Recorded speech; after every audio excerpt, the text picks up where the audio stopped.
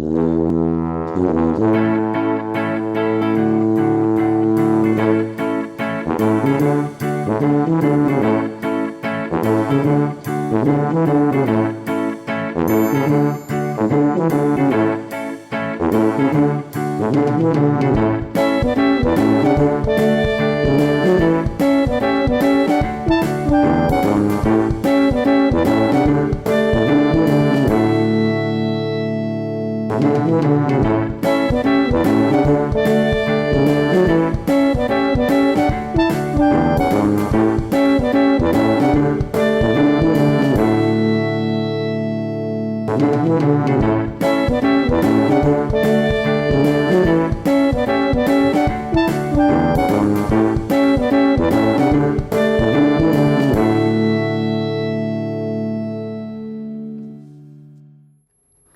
everybody, welcome to tonight's episode of Public Domain Theater. Comedian Jerry Seinfeld once used to do a thing with, you know what? I can't do this without the teleprompter. Comedian Jerry Seinfeld used to do this great bit on the difference between winning the gold medal and the silver medal in the Olympics. You come in first, greatest guy in the world. You come in second, never heard of him. The same analogy can be applied to other things. It is widely known that the first person to ever break the sound barrier was Chuck Yeager. But how many can tell you that the second person to do it was James Thomas Fitzgerald? Many people know that the first video ever shown on MTV was the Buggles' Video Killed the Radio Star. However, they may not be able to tell you that the second one was Pat Benatar's You Better Run. What was the first fully animated feature-length film? If you answered Walt Disney's Snow White and the Seven Dwarfs, you'd be right. And quickly, what was the second one ever made? No one? I'll give you a hint. It's based on Jonathan Swift's classic novel, travels into several remote nations of the world in 4 parts by Lemuel Gulliver, first a surgeon and then a captain of several ships. It's also known as Gulliver's Travels.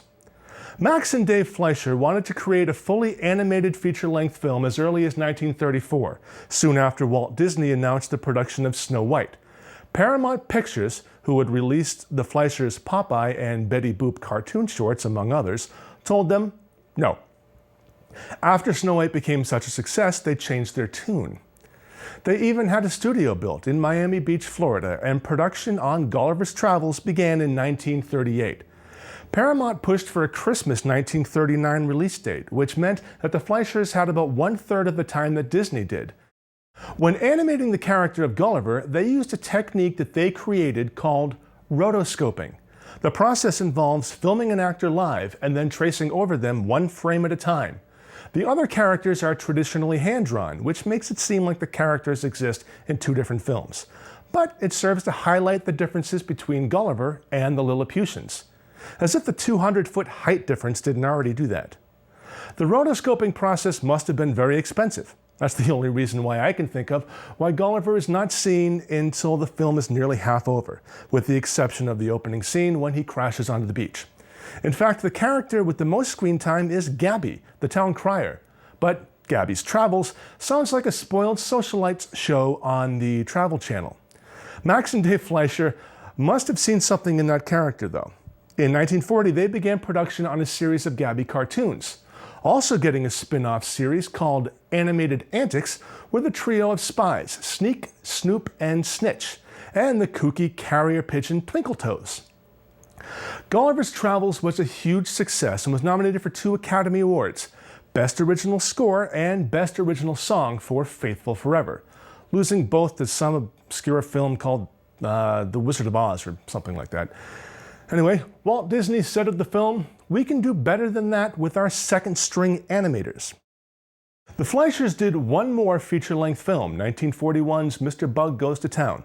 However, business-related problems, studio debt, and the escalating sibling rivalry between Max and Dave prevented any other productions. Well, at least they left us with tonight's film, the, according to Jerry Seinfeld, never heard of them medal winner in the feature-length animated film Olympics. Get your popcorn and your soda, make note of the nearest emergency exit, and switch off your cell phone or pager. Public Domain Theater is proud to present Max and Dave Fleischer's production of Gulliver's Travels. It's a happy day. Okay, so how many times did you think of Disney films while watching Gulliver's Travels? I lost count. Snow White permeates the entire film, no doubt, but there were other Disneyisms as well. Take, for instance, the scene where the Lilliputians remove Gulliver from the beach. How did he not wake up?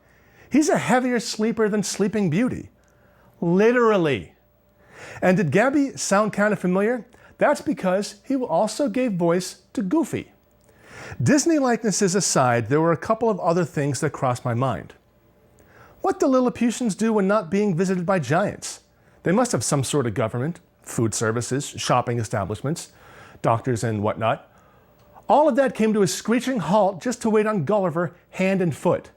And King Bombo was totally into Salvador Dali. I mean, just look at that mustache.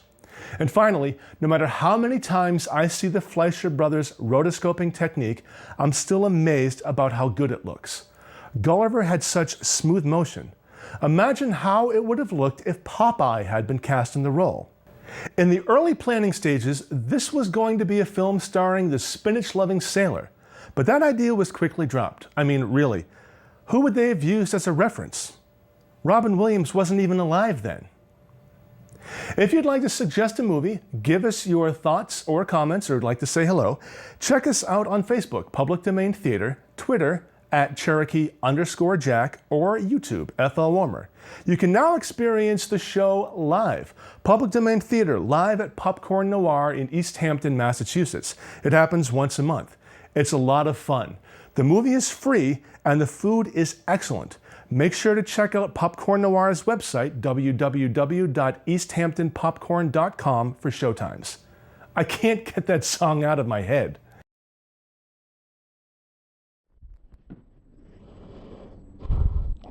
It's a happy day, my.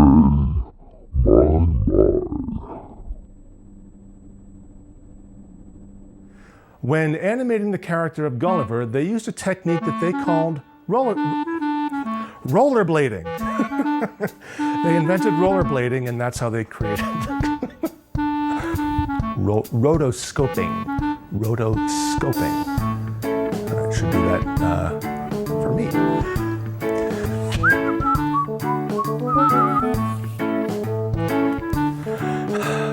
It's a happy day. It's a happy day. It's a happy day. It's a happy day. Oh, okay. So, how many times did you think of Disney film? All right, let's do it again. Gulliver smash.